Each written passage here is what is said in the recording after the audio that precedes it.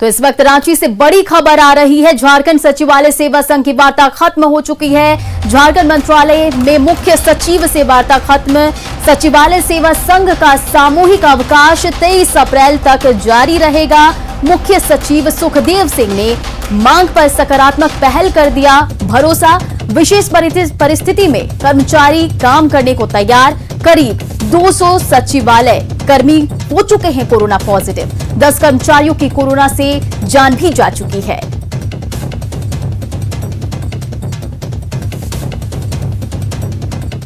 Chief secretary से 2 round वार्ता हुई।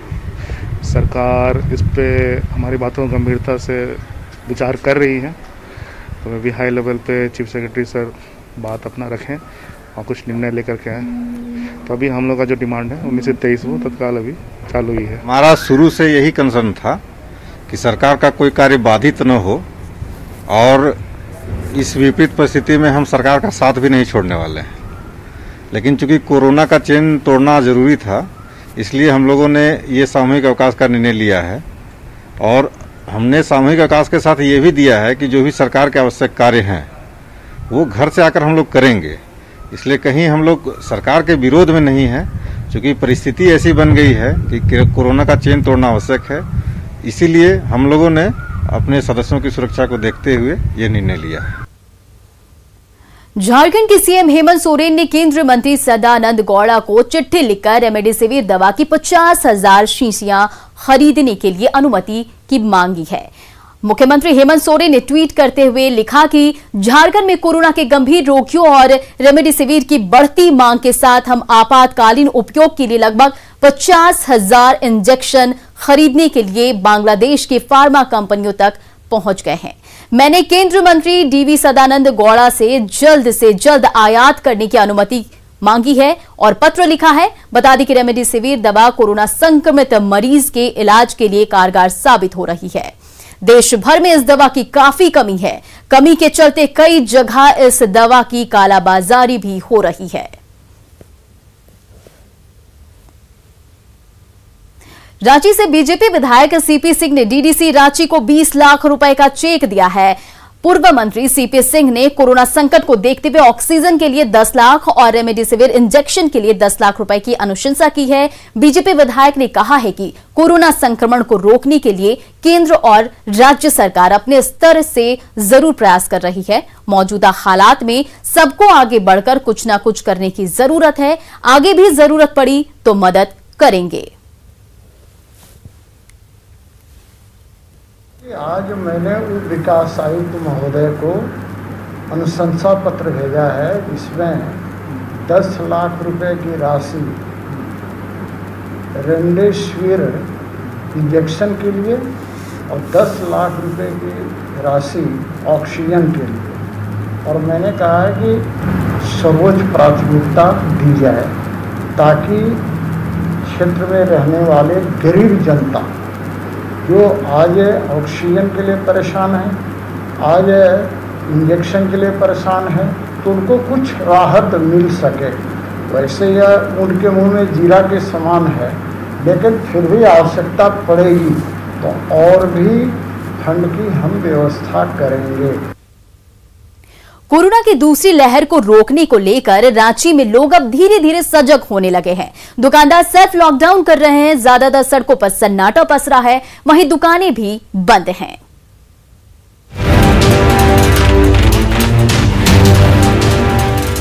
सड़कों पर सन्नाटा, दुकानों के शटर डाउन, हालात बिल्कुल संपूर्ण लॉकडाउन जैसे।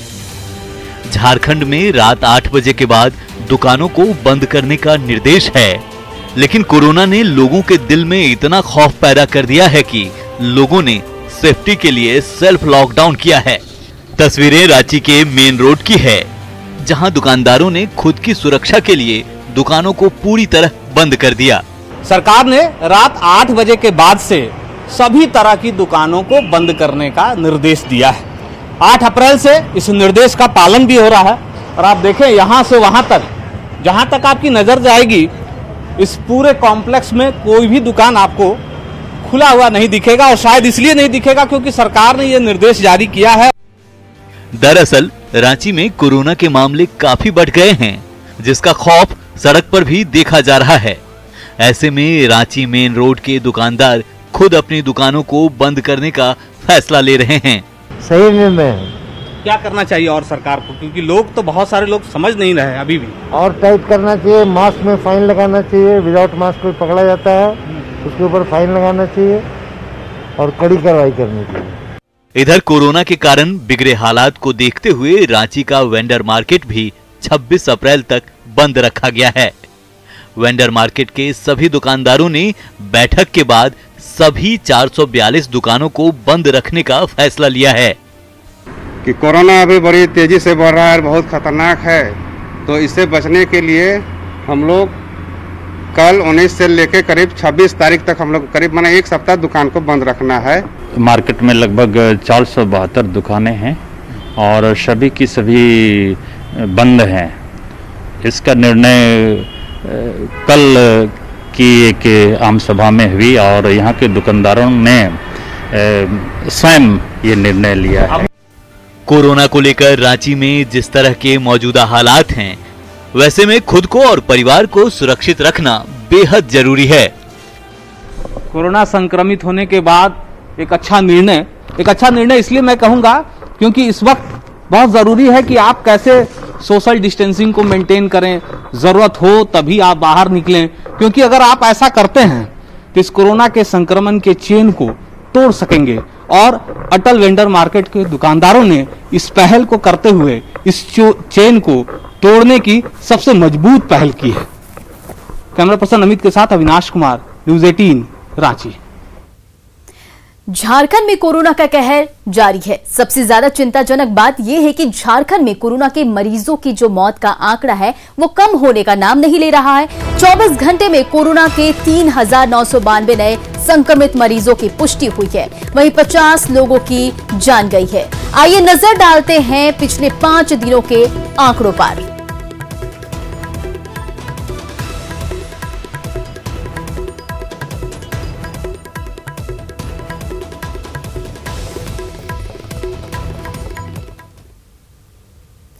झारखंड में सबसे घातक कोरोना, डरिए कि आप झारखंड में हैं। टेस्टिंग में 10% से ज्यादा मरीज मिल रहे पॉजिटिव। रविवार को 37,908 लोगों में से 3,990 पॉजिटिव मरीज मिले। रविवार को सबसे ज्यादा रांची में 1,073 संक्रमित मरीज मिले। रविवार को 50 मरीजों की कोरोना से मौत हो गई। कुल 50 में सबसे ज्यादा 17 मौत पूर्वी सिंहभूम जिले में। देश में ग्रोथ रेट 1.1%, मगर झारखंड में ग्रोथ रेट 2%।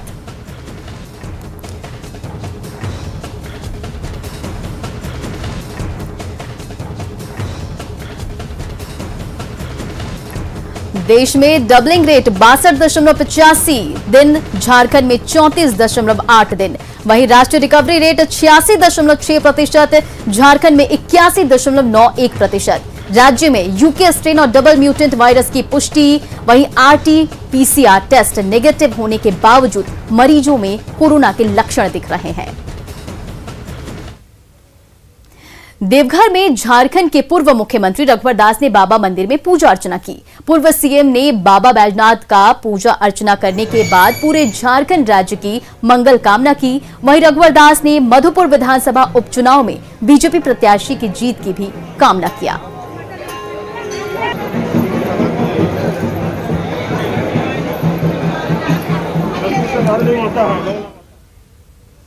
पश्चिम बंगाल विधानसभा चुनाव में बीजेपी को 200 से ज्यादा सीटें आने का दावा एक बार फिर केंद्रीय गृह मंत्री अमित शाह ने किया है। शाह ने कहा कि पूरे पश्चिम बंगाल के लोग तुष्टीकरण और घुसपैठ से नाराज हैं और खुद को सेकेंड ग्रेड सिटीजन जैसा महसूस कर रहे हैं। ऐसे में विकास के एजेंडे पर बीजेपी सत्ता में आएगी। शाह ने एक्सक्लूसिव बातचीत की न्यूज़ 18 की राजनीतिक संपादक मारिया शकील से।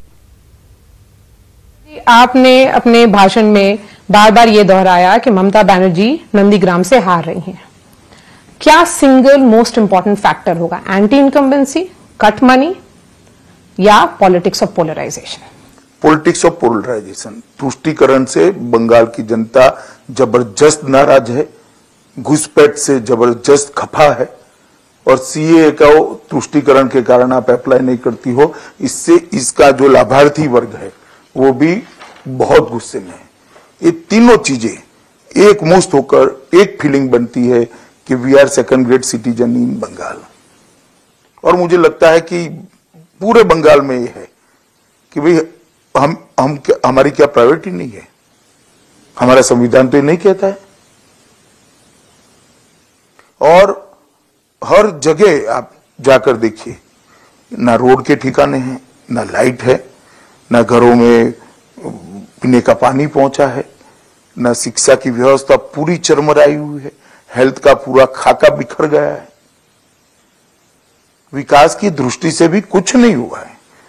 और ममता जी को जो मैंडेट मिला था, ये 3 दशक के कम्युनिस्टों के विफल शासन के अगेंस्ट मैंडेट मिला था कि आप इसको सुधारिए। बंगाल बहुत बड़ा स्टेट है, बहुत डाइवर्स है। जो इश्यूज नॉर्थ बंगाल के हैं वो झारग्राम में अलग हैं। जैसे आप जंगल महल के ट्राइबल्स का इशू डिफरेंट है, एस्पिरेशंस ऑफ गोरखास डिफरेंट है। इतने कॉन्फ्लिक्टिंग एस्पिरेशंस को कैसे आप मर्ज करिएगा और कैसे एड्रेस करिएगा? मगर ये सब सेकंड ग्रेड सिटीजन की फीलिंग लेकर बैठे। एक इश्यू कॉमन है कि we are second grade citizen. Appeasement की पॉलिटिक्स ने हमें सेकंड ग्रेड सिटीजन बनाया है। और दूसरा इश्यू कॉमन है कि कोई भी जगह डेवलपमेंट नहीं पहुंचा है। सर, ये भी कहा जा रहा है, तृणमूल कांग्रेस क्लेम कर रही है कि आप जो आगे वाली जो सीटें आ रही हैं उसमें आप स्ट्रांग नहीं हैं। आप मैक्सिमम जो पहुंच पाइएगा 100, उससे ज्यादा नहीं हो पाएगा। चले, अब ये तो मैं उनको नहीं समझा सकता। कल कोई व्हाट्सएप आएगा, राह देखिए, हमें शायद 100 के भी नीचे डाल दे। परंतु मैं आपको बताता हूं, सारे इनके आकलन गलत होंगे। हम 200 से ज्यादा सीटों के साथ यहां पर सरकार बनाने जा रहे हैं। धनबाद में लॉ कॉलेज के छात्रों ने फर्स्ट सेमेस्टर का एग्जाम लेने की मांग को लेकर प्रदर्शन किया है। विनोद बिहारी महतो कोयलांचल विश्वविद्यालय के अंतर्गत लॉ कॉलेजों का फर्स्ट सेमेस्टर की परीक्षा पिछले 2 साल से नहीं हुई है, जिसे लेकर लॉ कॉलेज के छात्रों ने BBMKU में प्रदर्शन किया और विश्वविद्यालयों के वीसी अंजनी श्रीवास्तव से मिलकर ऑनलाइन एग्जाम करवाने की मांग की। लॉ कॉलेज के छात्रों ने कहा कि 2019 में फर्स्ट सेमेस्टर में नामांकन हुआ था, परीक्षा का इंतजार करते हुए 2 साल हो गया है, पर एग्जाम नहीं हुआ है। 1.5 साल होने को आ रहा है, अभी तक हम लोग सेमेस्टर 1 में ही हैं। तो वीसी साहब से विनम्र अनुरोध है कि बच्चों के साथ, भविष्य के साथ खिलवाड़ किया जा रहा है।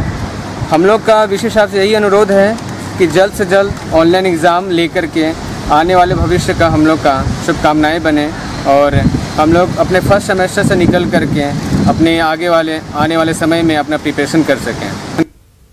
कहते हैं चाह है तो राह है, इसकी मिसाल पेश की चतरा के गिद्धौर के रहने वाले महेंद्र दांगी ने। कभी आर्थिक तंगी का सामना कर रहे महेंद्र अब कड़कनाथ मुर्गा और पशुपालन कर आत्मनिर्भर बन चुके हैं।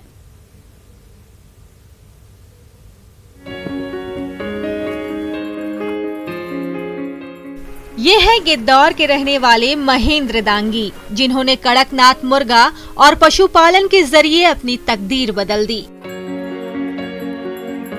यही नहीं, उन्होंने युवाओं को आत्मनिर्भरता की भी राह दिखाई है।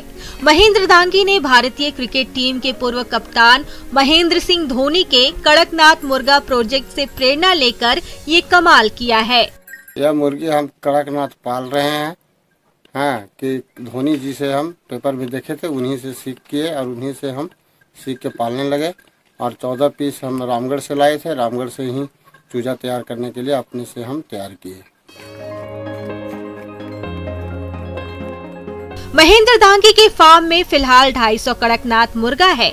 इसके साथ ही वो बकरी और गौ पालन भी कर रहे हैं, जिसके जरिए 6 युवाओं को रोजगार भी मिल रहा है। गिद्धौर के महेंद्र प्रसाद दांगी मुर्गी फार्म, बकरी फार्म और पशुपालन साथ साथ जैसे कर रहे हैं और 5-6 लड़कों को जैसे स्थानीय स्तर पर रोजगार भी उपलब्ध करा रहे हैं। उनसे सीख कर जैसे हमारे गांव के बेरोजगार नौजवानों से कहना चाहता हूं कि वे भी उनका अनुसरण करें और सरकार से मांग करते हैं कि ऐसे जैसे स्वरोजगार करने वाले बेरोजगार नौजवानों को सरकार जैसे सहायता दे।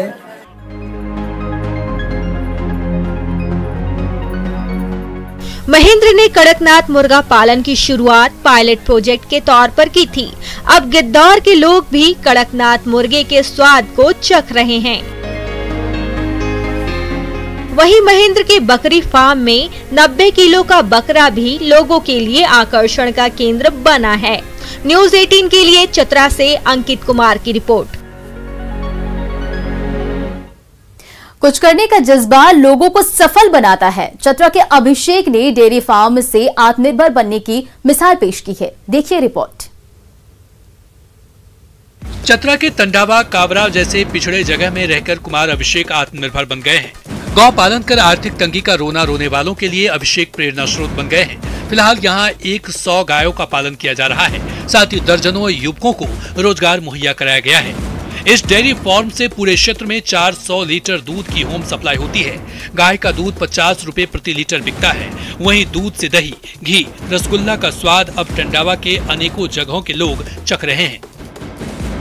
हमारे यहाँ दूध के अतिरिक्त पनीर बनाई जाती है, रसगुल्ला बनाई जाती है, पेड़ा बनाई जाती है एवं घी बनाई जाती है, जो ओरिजिनल शुद्ध गाय की शुद्ध दूध है। हम लोग जितने भी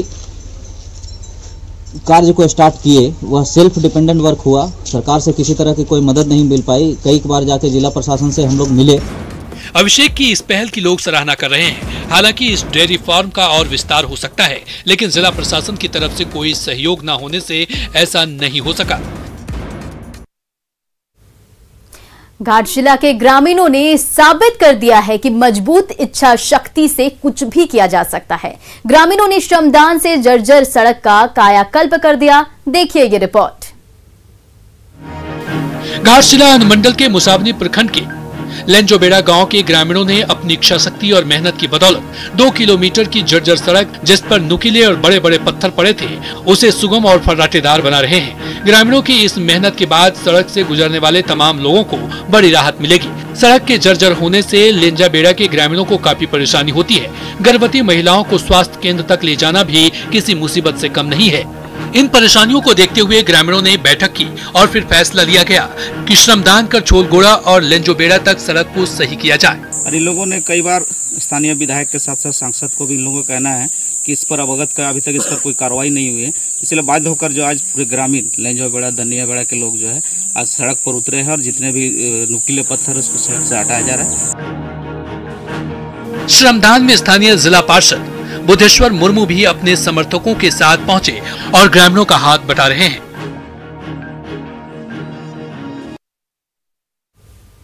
रांची के लापुंग इलाके में एक कुएं में झुंड से बिछड़कर एक जंगली हाथी गिर गया। ग्रामीणों ने तत्काल इसकी सूचना वन विभाग को दी, जिसके बाद वन विभाग की टीम पहुंची। हाथी को कुएं से निकालने की कोशिश की जा रही है।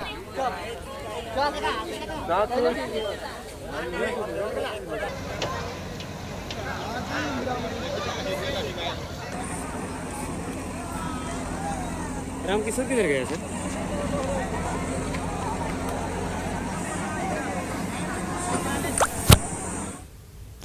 कोविड-19 महामारी ने परस्पर निर्भरता की भावना को सुदृढ़ किया है, जिससे कि पूरा देश इस विपत्ति का एकजुट होकर मुकाबला कर सके। वैक्सीनेशन के ऐलान के बाद जरूरत होगी कि हम सभी अपना सर्वश्रेष्ठ योगदान दें, जिससे हम एक साथ वायरस को हराने की तरफ कदम आगे बढ़ा सके।